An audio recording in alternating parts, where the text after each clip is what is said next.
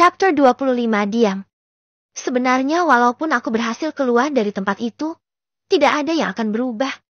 Tetapi aku sangat berterima kasih kepadamu karena kamu sudah memberiku kesempatan untuk sekedar menghela nafas sejenak.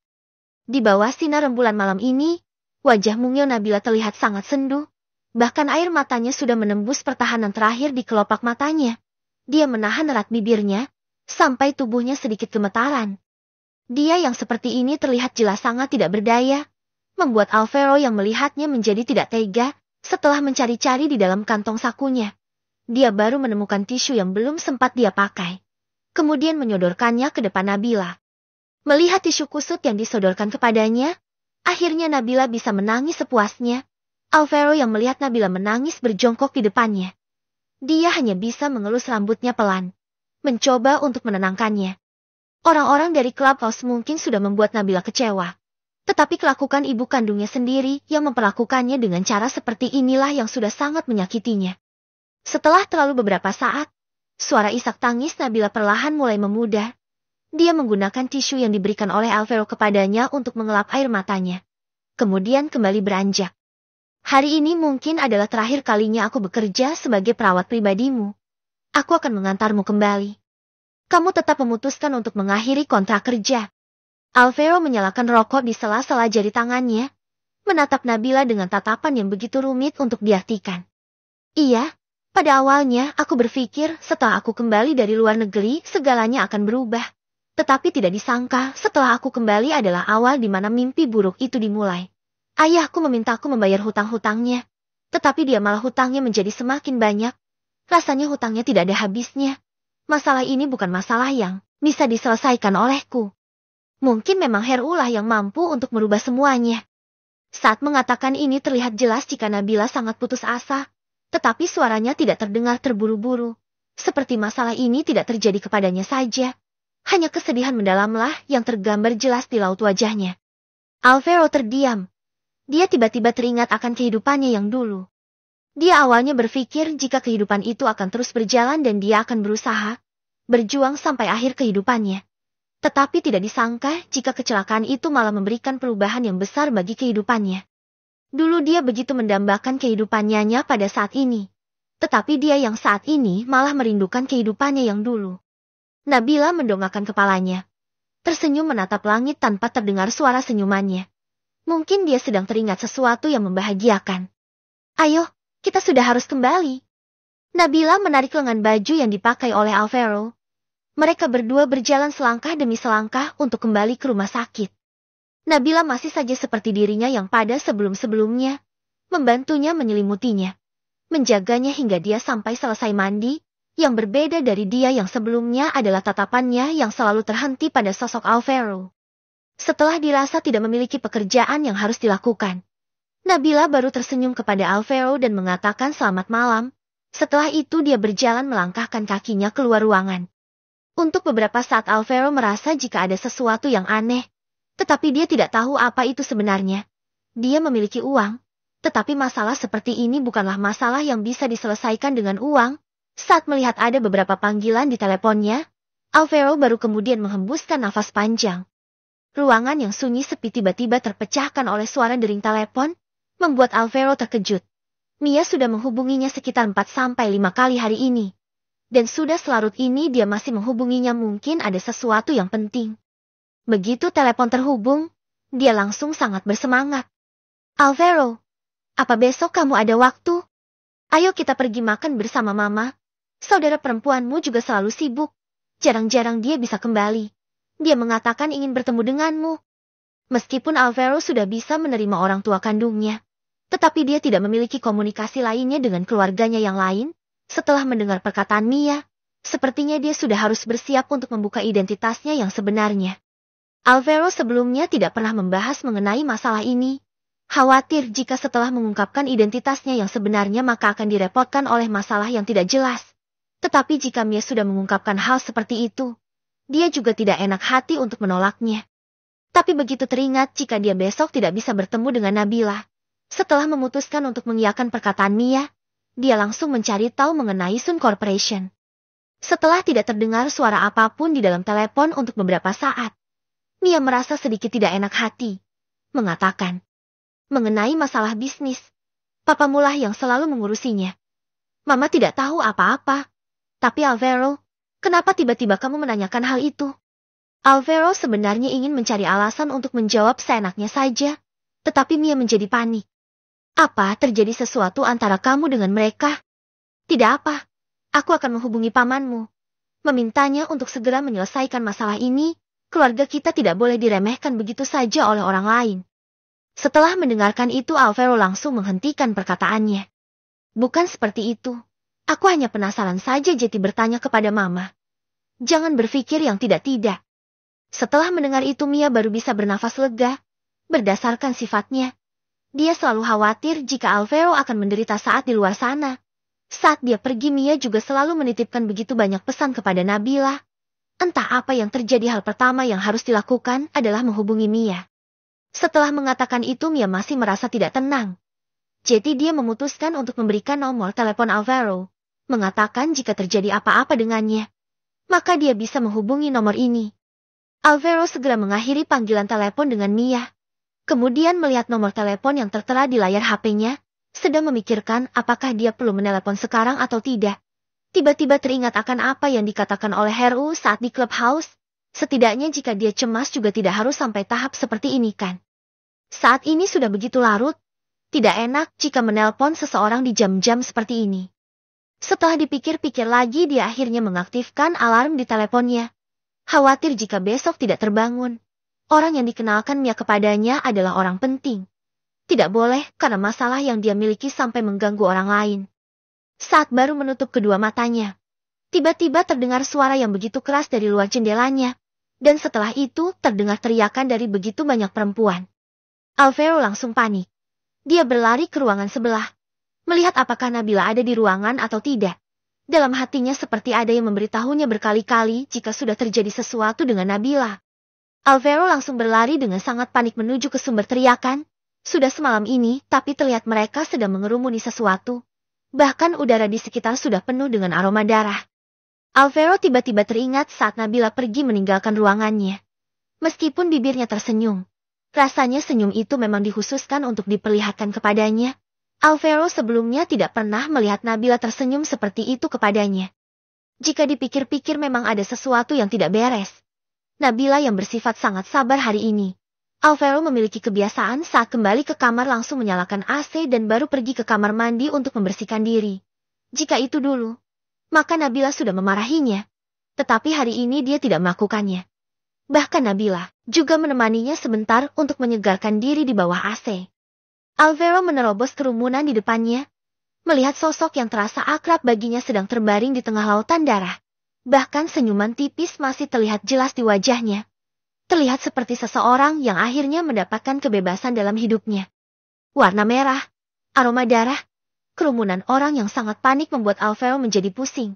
Bahkan luka lamanya menunjukkan tanda-tanda mulai kambuh kembali. Dia mematung di tempatnya melihat para dokter mengangkat Nabila ke atas ranjang. Kemudian didorong pergi melewatinya. Di tangan Nabila terlihat dia masih menggenggam gantungan HP yang Alvaro berikan kepadanya saat Alvaro membeli HP.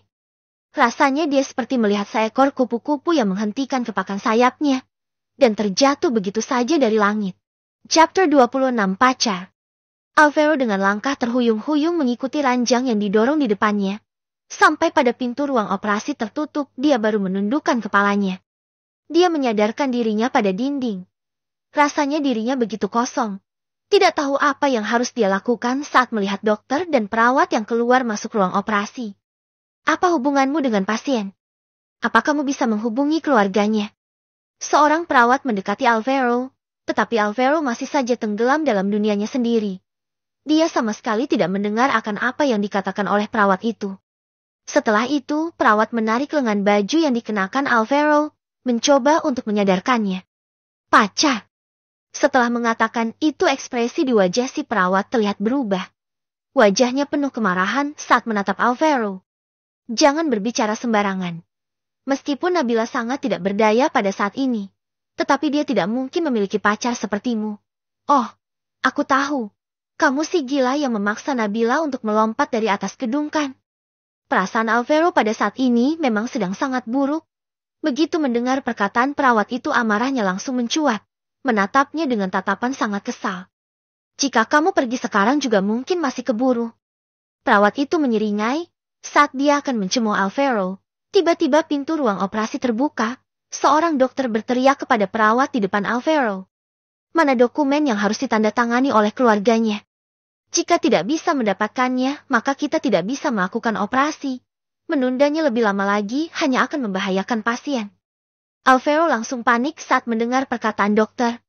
Dia menatap perawat di depannya dengan tatapan sangat dingin. Kemudian merebut surat yang ada di tangannya, menandatanganinya, kemudian menyerahkannya kepada dokter. Pada awalnya, dokter itu terlihat sangat terkejut saat melihat Alvaro. Kemudian saat melihat hubungan yang tertulis di surat persetujuan operasi tertuliskan pacar, membuat tatapan kedua mata dokter itu terlihat sangat rumit untuk diartikan. Dokter itu juga sudah mengalami begitu banyak kejadian yang berhubungan dengan pasien. Dia hanya melihat Alvaro sekilas kemudian masuk ke dalam ruang operasi, mengerahkan seluruh pikirannya kepada operasi yang akan dia lakukan. Perawat itu dikejutkan oleh tindakan tiba-tiba dari Alvaro. Apa kamu tahu siapa saja yang boleh menandatangani surat persetujuan itu? Cukup. Pada saat ini yang berteriak bukanlah Alvaro, melainkan Hardy, kepala rumah sakit. Tanpa memalingkan kepalanya, Alvaro bahkan mengetahui siapa pemilik dari suara itu. Jauh sebelum dia masuk ke rumah sakit ini, dia sudah sering bertemu dengannya. Begitu sampai di belakang Alvaro berdiri, dia memelototi perawat itu. Lakukan apa yang harus kamu lakukan? Pak Kepala, dia adalah orang yang mengaku-ngaku sebagai kerabat dari pasien dan menandatangani surat persetujuan operasi. Jika terjadi sesuatu bagaimana? Hardy langsung terkejut saat mendengar perkataan ini, tetapi saat melihat sosok seseorang yang tidak mengatakan apapun di sebelahnya, dia hanya bisa menelan kembali perkataan yang sudah akan dia katakan. Aku harus mengulanginya berapa kali lagi? Hardy sudah benar-benar marah. Perawat itu juga hanya bisa berdiri di sana dengan patuh. Hardy sudah berdiri di dekat Alvaro. Kemudian menjelaskan kepadanya mengenai kejadian sebenarnya yang terjadi. Nabila lompat dari lantai 3, dan di lantai 1 ada papan iklan. Kebetulan sekali kepalanya terlebih dahululah yang terjatuh ke tanah dan membuat keadaannya sampai separah ini. Jika bukan karena dia berada di rumah sakit, mungkin keadaannya akan sangat tidak bisa diprediksi. Alvaro hanya mendengarkan penjelasan dari Hardy, tidak mengatakan sepatah kata pun. Tatapannya terlihat kosong dan hanya menatap keluar jendela. Berdasarkan statusnya saat ini, tidak ada yang tidak bisa dia lakukan. Tetapi Nabila bahkan tidak mengatakan kesulitan apapun kepadanya. Tetapi meskipun begitu seharusnya dia tidak memutuskan untuk mengakhiri nyawanya sendiri. Alvaro pada awalnya ingin menyelesaikan masalah ini besok juga, tetapi tidak disangka jika dia sudah terlambat. Jika dia bisa mengatakan hal ini kepada Nabila lebih awal, apakah mungkin hal seperti ini tidak akan terjadi? Tidak usah mengatakan hal yang tidak berguna kepadaku. Katakan saja apa yang bisa kalian lakukan. Alvaro mengatakan itu dengan sangat dingin. Sebagai dokter, jika belum mencapai kondisi yang sangat fatal, dia tidak bisa mengatakan semua praduganya kepada wali pasien. Tetapi Alvaro pada saat ini menginginkan jawaban yang pasti, membuat Hardy kesulitan. Tuan juga mengetahui sendiri jika entah itu peralatan atau kemampuan yang dimiliki oleh rumah sakit ini adalah yang terbaik di seluruh dunia. Tetapi jawaban yang akan aku berikan mungkin sedikit tidak melegakan. Jika ingin menyelamatkan satu nyawa pasien, mungkin masih ada kemungkinan untuk melakukannya. Tetapi jika ingin agar dia bisa kembali pulih seperti orang normal, maka kami tidak bisa menjanjikan akan hal itu. Saat mengatakan hal ini, perasaan Hardy itu benar-benar tidak karuan. Berdasarkan apa yang dia ketahui, Nabila memang baru bekerja di rumah sakit, dan hubungan yang terjalin di antara Alvaro dan dirinya masih tergolong baru, tetapi hubungan di antara mereka berdua terjalin dengan sangat cepat. Hubungi semua dokter terhebat. Aku ingin kalian semua menyelamatkannya dengan melakukan apapun. Aku ingin agar dia bisa hidup dengan baik. Jika hal seperti ini saja kalian tidak bisa melakukannya, apa gunanya mempekerjakan kalian semua? Setelah mengatakan itu Alvaro langsung melangkahkan kakinya menuju ke ruang inapnya. Ini adalah pertama kalinya dia menunjukkan identitasnya sebagai seorang tuan muda. Saat mendengar perkataannya ini, Hardy yang terbiasa mendengar Alvaro berkata dengan sembarangan tiba-tiba reaksinya saat lambat saat mendengar keseriusan dari perkataan Alvaro. Dia berdiri di tempatnya cukup lama. kemudian baru kembali ke ruangannya untuk menelepon. Alvaro menatap nomor telepon yang diberikan oleh Mia kepadanya, membuatnya tenggelam dalam pemikirannya sendiri. Setelah dia terdiam cukup lama, waktu sudah menunjukkan pukul 1 dini hari. Tetapi saat teringat Nabila yang masih terbaring di atas ranjang, hati Alvaro seketika terasa tidak nyaman. Setelah ragu untuk beberapa saat dia langsung memutuskan untuk menghubungi nomor itu. Paman Yadi, aku Alvaro. Orang di dalam telepon yang mendengar suara Alvaro tiba-tiba terdiam. Tetapi setelah itu dia mulai bersemangat. Masalah ini kita bicarakan lagi detailnya saat kita bertemu. Aku memiliki hal yang membutuhkan bantuan paman. Tidak tahu apakah Aman bersedia membantuku atau tidak. Alvaro langsung ke the point mengatakan tujuannya. Heru ternyata menggunakan cara seperti ini untuk memaksa Nabila agar bersedia menikah dengannya. Maka dia juga akan menggunakan cara yang sama untuk melakukan perlawanan. Aku ingin tanah dari kota tua itu. Entah bagaimana caranya aku harus mendapatkannya dari tangan Sun Corporation. Saat mengatakan ini Alvaro terdengar sangat menggebu-gebu. Bahkan sampai membuat orang yang bertelepon dengannya merasa ada yang tidak beres. Tuan, apa perlu memberitahukan hal ini kepada Nyonya dan yang lainnya? Paman Yadi mencoba untuk mencari tahu. Ini hanya masalah kecil. Tidak perlu memberitahu mereka. Semakin cepat dibereskan maka semakin bagus. Setelah mengakhiri panggilan telepon itu, Alvaro berjalan bolak-balik di dalam ruangannya dengan pemikiran tidak karuan. Jika itu adalah hari-hari sebelumnya, maka Nabila akan masuk ke dalam dan memintanya untuk segera istirahat. Tetapi pada saat ini, entah seberapa besar pergerakan yang dia lakukan, Nabila tidak akan mungkin untuk masuk ke dalam ruangannya. Begitu memikirkan hal ini dia hanya bisa meringkukkan tubuhnya di atas sofa. Pada saat bersamaan, Yadi baru saja selesai melaporkan suatu keadaan kepada seseorang. Benar-benar tidak tahu diri, bahkan mereka berani menyinggung orang dari keluarga He. Hubungi Yanua. Katakan kepadanya jika keluarga He menginginkan tanah di perumahan kota tua itu. Baik, Tuan. Orang yang berdiri di samping jendela pada saat ini bernama Berwin. Jika dilihat dari parasnya, maka dia terlihat seperti dibuat dari cetakan yang sama dengan Thanos. Yang membuat mereka berbeda adalah, Thanos memiliki sifat yang hangat, sedangkan Berwin memberi kesan diam dalam dirinya. Chapter 27 Sun Corporation. Telepon yang diletakkan di atas meja tiba-tiba bergetar. Berwin melihat layar teleponnya. Ternyata Yanuar lah yang menghubunginya. Kemudian dia mengangkat panggilan itu. Direktur, kenapa membutuhkan tempat lama itu?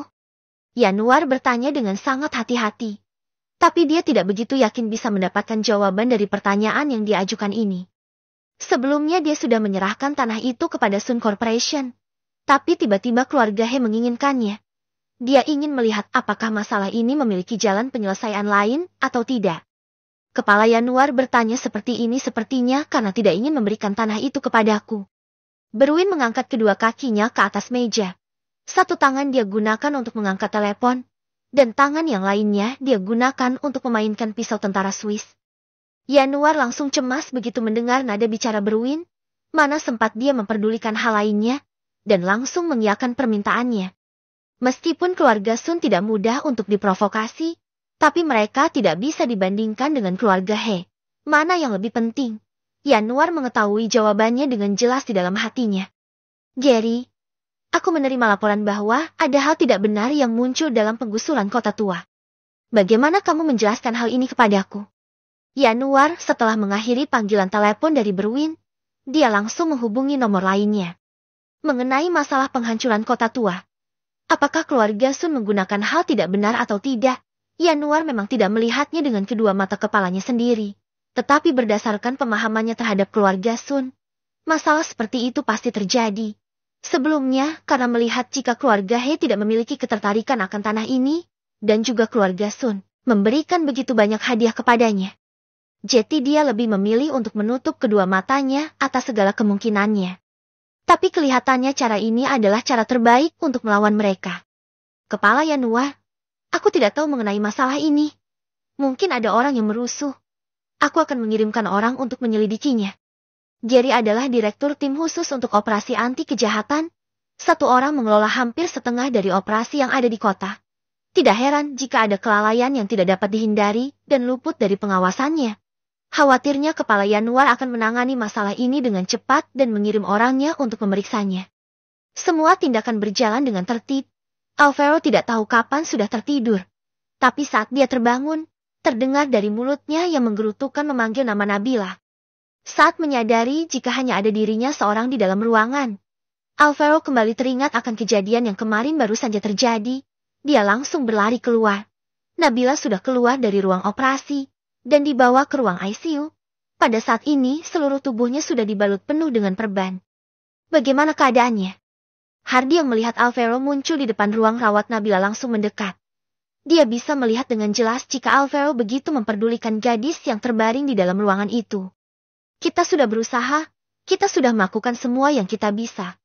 Dengan memaksa jantungnya agar tetap berdetak, mengenai selanjutnya, hanya bisa mengandalkan pengobatan dari mereka para dokter. Alvaro menganggukkan kepalanya tanpa mengatakan apapun. Dia hanya berdiri di tempatnya menatap Nabila yang masih terbaring di atas ranjang tidak berdaya.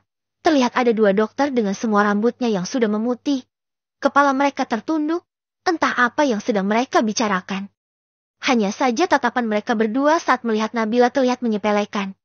Membuat Alvaro merasa tidak senang, dan Hardy ternyata memperhatikan akan hal ini. Dia terbatuk dengan disengaja untuk memecah kecanggungan, sekaligus mengingatkan kedua dokter itu. Tapi siapa sangka jika kedua dokter itu malah tidak memahami akan isyarat yang dia tunjukkan. Malah datang mendekat ke depan Hardy berada. Sebenarnya kenapa dengan gadis itu? Bahkan semua perawatan ditujukan kepadanya. Tidak tahu apa waktu yang kita miliki sangat berharga. Pasien dengan kondisi seperti itu yang hanya memiliki harapan hidup bahkan tidak sampai 5%. Jika berada di rumah sakit lain, pasti semua dokter sudah angkat tangan untuk merawatnya. Tidak sampai 5%. Hardy, kamu mencari dokter yang seperti itu. Alvaro pada awalnya tidak ingin memperdulikan mereka. Tapi saat mendengar harapan hidup Nabila yang bahkan tidak sampai 5% dari mulut mereka, dia tiba-tiba menjadi cemas. Kemarahannya membeludak. Tatapan kedua matanya tertuju kepada kedua orang itu. Hardy rasanya ingin sekali menendang kedua orang itu keluar. Tetapi kedua orang ini adalah ahli bedah terbaik di negara ini. Karena Alvaro sudah memberikan perintah tidak terbantahkan. Jadi dia mengundang kedua dokter ini kemari. Jika kedua orang ini tidak bisa mengatasi hal ini, maka Nabila juga tidak memiliki kemungkinan untuk hidup lagi. Ini adalah perkiraan sementara. Saat staf dan peralatan dikirim dari Jerman, maka tingkat keberhasilan akan sangat meningkat. Hardy mengatakan itu sambil mengelap keringat dingin yang keluar dari keningnya. Dan kedua dokter itu melihat Hardy dengan tatapan kebingungan akan sikapnya kali ini. Kemudian mulai menelisik sosok Alvaro yang berdiri di dekatnya. Dia mengenakan kaos oblong dan juga celana jeans yang sangat simpel. Bagaimanapun juga dia tidak terlihat seperti orang kaya. Tidak tahu juga kenapa dia bisa muncul di tempat ini. Bahkan sampai berani memanggil nama Hardy begitu saja tanpa melembel kepala rumah sakit. Meskipun hanya ada mereka berdua, setidaknya saat bertemu juga harus memanggilnya kepala rumah sakit kan? Kapan mereka akan sampai? Alvaro mengabaikan tatapan kedua mata mereka berdua, kembali melanjutkan pertanyaannya kepada Hardy. Sekitar pukul 2 siang mungkin mereka sudah sampai.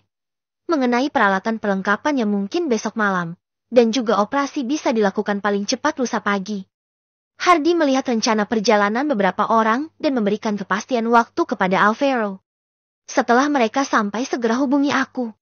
Alvaro sudah tidak sanggup lagi untuk berdiri di depan jendela ruangan. Dia hanya melangkahkan kakinya keluar rumah sakit. Tangannya sudah memegang sebatang rokok. Entah kenapa dia merasa jika tenggorokannya sakit. Kemudian baru menghentikan tangannya yang lain yang akan menyalakan korek. Ting! Alvaro memiliki sebuah pesan baru di teleponnya. Kebetulan sekali telepon miliknya berdering pada saat seperti ini. Alvaro membukanya. Melihatnya dan ternyata itu adalah pesan yang dikirimkan oleh pamannya kepadanya. Dia hanya menuliskan pesan. Misi selesai. Alvaro rasanya ingin sekali melihat bagaimana ekspresi Heru pada saat ini. Daging yang sudah berada di depan mulutnya tiba-tiba direbut begitu saja. Entah akan sekesal apa dia nantinya. Setelah mematikan sebatang rokok terakhir yang ada di tangannya, Alvaro menjatuhkan pandangannya ke depan. Heru, ini hanya permulaan. Aku akan membuatmu merasakan bagaimana rasanya keputusasaan yang sebenarnya. Begitu sampai pukul 2 siang. Hardy tepat waktu memanggil Alvaro, saat melihat ke-6 orang yang duduk dengan sikap malas-malasan di depan meja. Alvaro langsung mengetukkan permukaan meja ruangan dengan jari-jarinya. Statusnya sebagai tuan muda dari keluarga He masih belum diumumkan, dan bukanlah hal aneh jika orang-orang ini memperlakukannya dengan sikap seperti ini. Tapi sebagai seorang dokter, saat membicarakan mengenai kondisi pasien dengan sikap mereka yang seperti ogah-ogahan ini, tentu saja membuat Alvaro ragu akan kemampuan yang mereka miliki. Siapa yang bisa memberikan kepastian? Jika perempuan yang terbaring di atas ranjang itu bisa berdiri lagi, jika ada yang bisa melakukannya, maka aku akan memberikan 2 miliar kepada kalian. Tapi jika tidak bisa melakukannya, maka aku akan membuat hidup kalian menjadi sangat menyedihkan.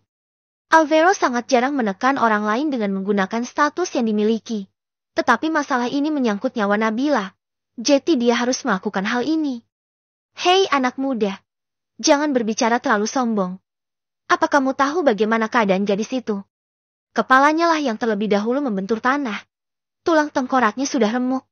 Bahkan otaknya dipenuhi dengan gumpalan darah. Meskipun kita bisa menyingkirkan gumpalan darah itu, maka kita harus melakukan operasi yang sangat besar. Dan operasi itu tidak semudah menyingkirkan rambut yang berada di kepalanya. Ada kemungkinan jika gadis itu bisa terbaring selamanya di atas ranjang pasien. Jika mereka sudah mengatakan hal seperti itu, maka bukankah masih ada sedikit harapan? Bahkan detak jantung Alvaro berdetak sangat kencang karena bersemangat saat mendengar perkataan mereka semua. Jika memberi kalian 2 miliar agar bisa memperkecil kesalahan, apa kalian bersedia melakukannya? Chapter 28 berharap. Mereka langsung bersemangat saat mendengar apa yang dikatakan oleh Alvaro, tetapi beberapa saat kemudian mereka kembali terdiam. Kamu harus tahu, meskipun kita menginginkan kemungkinan seperti itu, tetapi belum tentu kita bisa melakukannya. Dan juga peralatan masih berada di Jerman. Tanpa peralatan itu kita juga tidak bisa melakukan apapun. Peralatan? Alvaro menatap Hardy. Mengenai masalah peralatan medis semuanya dialah yang bertanggung jawab untuk mengaturnya. Paling cepat mungkin besok baru bisa datang. Aku ingin kalian bertahan sampai malam ini. Jika kalian melakukannya, maka setiap orang akan mendapatkan 2 miliar. Tapi jika kalian gagal, maka menyingkirlah dari profesi kalian ini. Alvaro tidak ingin mempedulikan ekspresi di wajah mereka semua. Langsung saja meminta mereka untuk menuliskan nomor rekening masing-masing dan mengirimkan uang 2 miliar. Seketika seluruh ruangan menjadi begitu heboh. Saat berjalan keluar dari dalam ruangan, Hardy merasa jika dia bisa kembali menghirup udara bebas. Siapa Alvaro? Dia adalah tuan muda dari keluarga He.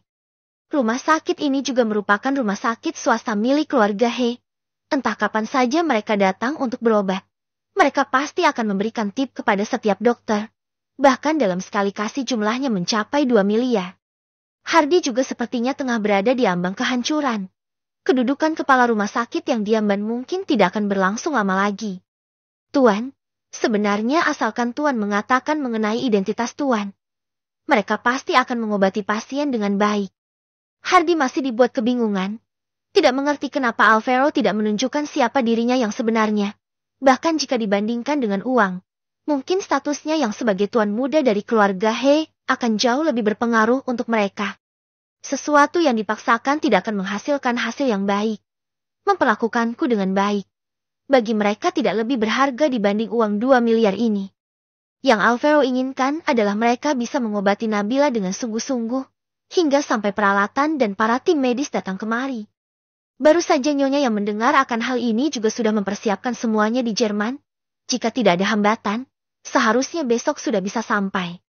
Alvaro yang mendengar perkataan ini hanya bisa mendesah panjang. Mungkin ini adalah hal paling baik yang dia dengar dalam waktu 2 hari ini. Tetapi mengenai hal Nabila yang melompat dari lantai 3 bisa secepat ini didengar oleh Mia. Hal ini juga membuat Alvaro terkejut dan tidak mengerti. Tetapi bagaimanapun juga ini adalah rumah sakit milik keluarga He. Entah itu masalah apa pasti pihak rumah sakit akan menghubungi mereka. Mengenai semua yang dilakukan Alvaro untuk Nabila. Seharusnya mereka tahu jika perempuan itu sudah diperlakukan secara berbeda oleh Alvaro. Dan juga mengenai masalah ini, hanya kepala rumah sakitlah yang bisa memberitahukan hal ini kepada mereka. Dia mematikan rokok di tangannya, menatap Hardy sekilas. Siapkan sopir untukku. Alvaro tidak melupakan sedikit pun mengenai apa yang dikatakan oleh Mia. Dia memiliki seorang saudara perempuan yang secara khusus datang untuk menemuinya. Jika menyampingkan sebentar masalah Nabila mungkin tidak apa. Bahkan jika dia tetap menunggu di sampingnya juga tidak ada gunanya. lebih baik mencari sesuatu dari Mia mengenai tim medis terbaik yang bisa dia minta tolong. Goat Garden, sebuah restoran yang berada di bawah nama keluarga He. Kerahasiaan disimpan secara ketat oleh pihak restoran. Setiap ruangan memiliki lorong tersendiri. Bahkan keluarga He sendiri tidak akan tahu mengenai siapa yang datang ke tempat itu. Karena ada seorang manajer yang membawanya, akhirnya Alvaro bisa sampai ke ruangan yang dia tuju. Jika memintanya datang sendirian kemari, mungkin bahkan setelah 1 jam dia masih tidak menemukan ruangan yang dia tuju. Mia sudah terduduk di atas kursinya. Di depannya terlihat seseorang yang duduk dengan mengenakan pakaian berwarna ungu muda. Rambutnya bergelombang diikat di belakang kepalanya, membuat setiap lekukan tubuhnya terlihat sangat jelas. Alvaro, kamu sudah datang. Kemarilah. Apa kemarin Mama sudah membuatmu terkejut? Saat mendengar suara pintu terbuka, Mia langsung memalingkan kepalanya. Alvaro tentu saja tahu jika hal yang dimaksud oleh Mia adalah mengenai Nabila yang melompat dari atas gedung. Hanya terlihat jika Mia sedikit mengerutkan keningnya. Tidak mengerti akan apa yang terjadi sebenarnya, hingga sampai membuat seorang perempuan muda melakukan hal nekat seperti itu. Aduh, di sini sudah sangat aman. Kenapa kamu masih mengenakan kacamata hitam? Cepat lepaskan. Biarkan Alvaro mengenali wajahmu. Mia yang melihat sosok perempuan di depannya masih mengenakan kacamata hitam langsung tersenyum dan mengatakan sesuatu kepadanya. Saat gadis itu melepaskan kacamata yang melekat di wajahnya, Alvaro langsung menunjukkan keterkejutan yang tidak bisa disembunyikan. Bella, apa kalian pernah bertemu sebelumnya? Mia dibuat terkejut oleh keterkejutan yang ditunjukkan oleh Alvaro, membuatnya menjadi curiga. Bella hanya tersenyum tipis. Dia juga mengatakan mengenai masalah nyanyiannya waktu itu di perusahaan. Sebelum aku pergi bahkan aku sempat menyelipkan secari kertas ke tangan Alvaro. Bahkan sampai sekarang pun dia tidak pernah menghubungiku sekalipun. Tante, lihatlah sikap Alvaro saat ini. Tante ingin lebih cepat memiliki cucu. Tapi mungkin Tante harus menunggunya lebih lama lagi. Saat mendengar perkataan itu, Alvaro hanya tersenyum. Kembali teringat akan kertas yang diselipkan ke tangannya, yang bahkan tidak lama setelah itu dia langsung menghilangkannya. Jika tidak, bagaimana mungkin dia menghilangkan kesempatan untuk bisa menghubungi seorang perempuan cantik. Tetapi jika masalah itu disalahfahami menjadi seperti ini juga tidak apa-apa. Dengan begitu dia tidak akan diejek oleh sepupunya sendiri dan tertangkap basah mencoba mendekatinya. Mengenai kenapa waktu itu dia meminta Alvaro untuk naik ke panggung. Seharusnya ini sudah diatur lebih awal oleh Bella. Jangan mengatakan hal seperti itu. Mungkin dalam hati Alvaro dia sudah memiliki seseorang. Bahkan dalam beberapa hari ini, dia disibukkan karena gadis itu. Bahkan dia belum sempat mengatakannya sendiri kepadaku. Ini adalah yang pertama kalinya. Bagaimanapun juga aku harus berterima kasih kepada gadis itu. Pada awalnya Alvaro tidak mengerti bagaimana harus memulai percakapan ini. Tetapi sekarang Mia sudah mengatakannya. Maka Alvaro hanya perlu melanjutkan apa yang sudah dimulai oleh Mia. Mengenai hal ini, aku masih harus berterima kasih kepada Mama. Jika bukan karena Mama yang mempercepat pengiriman dari Jerman, mungkin kesempatan Nabila untuk bisa sadar kembali tidak akan sebesar ini. Mia berpura-pura marah dengan memelototi Alvaro, menunjukkan jika dia sedang tidak senang. Alvaro berterima kasih kepadanya. Tetapi saat dia mengatakan kata Mama, bagaimana mungkin senyuman tidak terlihat mengembang di wajahnya. Saat Mia melihat pakaian kusam yang dikenakan oleh Alvaro, yang harganya bahkan tidaklah seberapa, dia langsung mengerutkan keningnya. Dia tidak merendahkan Alvaro, tetapi dia merasa jika dia sudah membuat putranya menderita selama ini karena mengabaikannya. Sudah susah payah dia berhasil menemukan putranya kembali. Tetapi dalam beberapa waktu ini dia malah tidak sempat membawanya untuk membereskan diri. Dan karena Bill kebetulan berada di sini, jadi Mia memutuskan untuk membawa mereka pergi berbelanja. Alvaro pada awalnya berpikir jika setelah selesai makan dia sudah bisa pergi. Dia ingin sekali mengetahui bagaimana perkembangan keadaan Nabila. Tetapi saat melihat tatapan tajam kedua perempuan di depannya, dia tidak bisa memberikan penolakan kepada apa yang sudah mereka katakan. Baiklah. Mia membawa mereka pergi ke toko pakaian branded. Bahkan satu baju saja bisa dihargai puluhan juta. Dan yang termahal mencapai ratusan juta. Alvaro yang melihatnya tidak menunjukkan reaksi apapun. Dia tidak merasa sayang akan uang-uang itu. Bahkan Thanos memberinya 200 miliar hanya untuk uang sakunya saja. Mungkin uang sebanyak itu baginya hanya recehan saja. Alvaro sudah tidak tahan lagi setelah dipaksa untuk berganti beberapa pakaian oleh kedua perempuan yang berbelanja bersamanya. Ma, jangan hanya membelikanku pakaian saja. Belilah juga beberapa untukmu dan kakak. Dengar-dengar jika kalian perempuan sangat menyukai tas kan? Di dalam masih ada yang menjual tas LV. Lebih baik kita pergi ke sana untuk melihatnya. Lina sebenarnya sangat menyukai tas. Saat mendengar putranya mengatakan hal seperti itu, tentu saja dia sangat tertarik. Setelah itu langsung meminta pelayan membungkus semua baju-baju itu dan melangkahkan kakinya ke toko tas LV. Belum sempat mereka berjalan masuk ke dalam, tiba-tiba terdengar suara seseorang yang sangat akrab baginya. Arges, kenapa kamu tidak menepati apa yang sudah kamu katakan? Jelas-jelas kamu mengatakan jika hari ini kita akan membelinya.